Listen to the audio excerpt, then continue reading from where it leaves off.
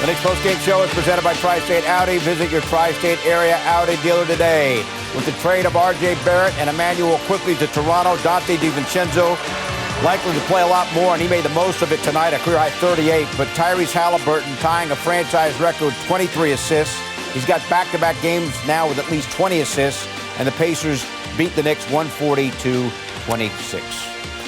Great to have you with us from our Delta MSG studios. Bill Pito along with Alan Hahn. Wally Szczerbiak will join us shortly, and we knew this would be a challenge. Yep.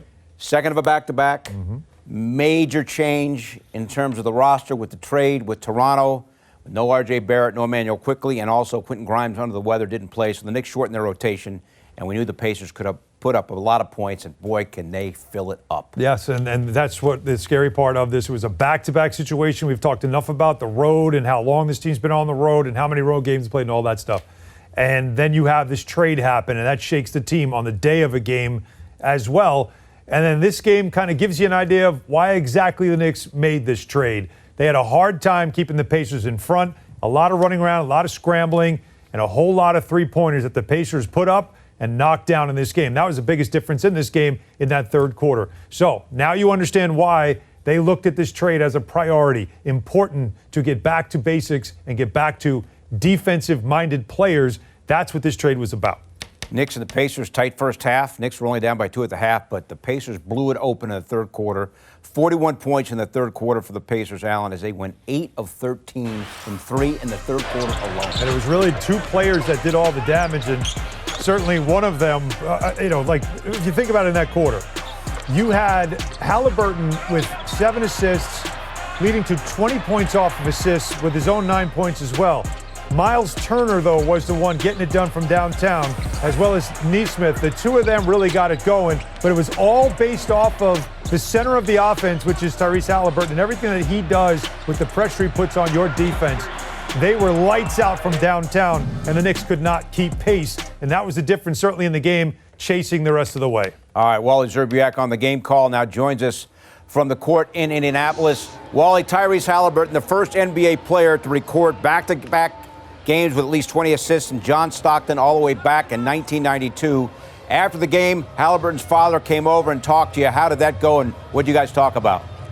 It went really well. I told him my apologies. That was not my finest hour when I called his son a wannabe fake all-star. He is an absolute superstar, and he showed it today. It was on display. John Halliburton was a great guy. He said, don't worry about it. We've all had moments like that, and we forgive you, my man. He said I do a good job on TV, so I really appreciated that. But overall, that was a big-time performance by him. Knicks shot the ball really well. Donte DiVincenzo was absolutely outstanding. Knicks were really undermanned in this one. It's been a tough road trip, tough back-to-back. That's a good team over there that can really shoot the basketball, score the basketball. I have a lot of respect for the 23 threes they hit on 41 attempts. That is outstanding skill basketball and offensive basketball. And the Knicks now with this new trade, it's going to be new horizons, and excited to see the game on January 1 for the debut, hopefully, of all those players being ready to roll.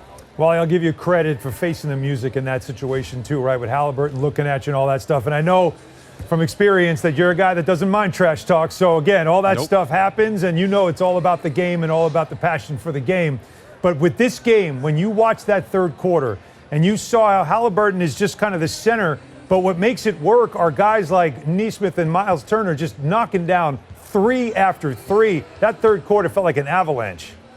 It was an absolute avalanche, and it. If you dish it out, you got to be willing to take it. And I've had my share of losses. You bounce back, and you figure out a way to bounce back from things that happen in life, and you use adversity to motivate you. But getting back to the game, they were outstanding through the way they shot the ball. Aaron Nesmith has really found a home here in Indiana. He's an outstanding defender that can guard multiple positions, playing alongside Tyrese Halliburton, who, what I respect so much about him as a point guard, he passes the ball right on target to his shooters. So that makes it so easy to just go right into your shot, release, and knock down that shot. And he just didn't miss from that right corner. And then Miles Turner also, as a big man, he can stretch the floor and makes it really tough with Halliburton flying off his screens. You have to give a little bit of help, and then when he kicks it over to Turner, Turner was just cashing in with those deep triples, and that third quarter is where the game got away for the Knicks. And would you say, too, Wally, as you watched again, that the Knicks, first of all, shorthanded as we know, but also how difficult it is to guard a team like the Pacers, who you got to keep them in front, you got to have the ability to switch and all those things, close out. Does it kind of like remind you of, you see now why they wanted to make this trade, why they wanted to go get themselves a high-end defensive player to help them at that end of the floor?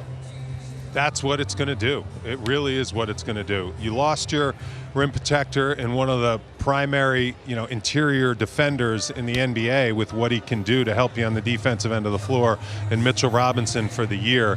And you get a little bit of help in that spot with Precious Achiuwa, and also one of the elite wing defenders in OG Anunoby. He's a guy that you could slide over to guard Tyrese Halliburton for a bit.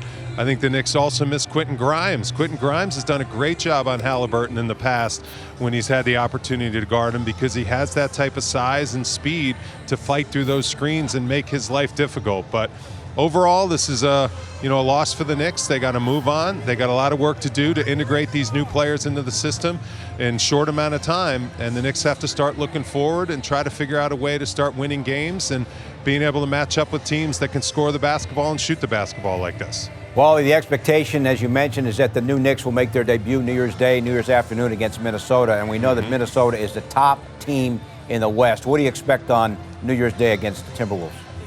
Well, the Timberwolves beat us pretty good up there in Minnesota in the Target Center, so the Knicks are going to have to try to respond, try to even that series.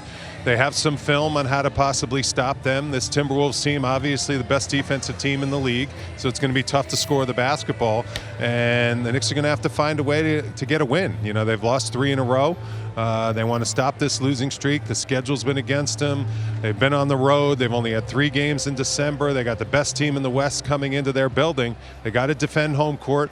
Got to start feeding off those fans and finding a way to end this losing streak and get a win on Monday. All right, Wally, have a great trip back, and Happy New Year, buddy. You too, guys. I miss you. All right, we'll see you soon. All right, one of the reasons I think behind the trade of R.J.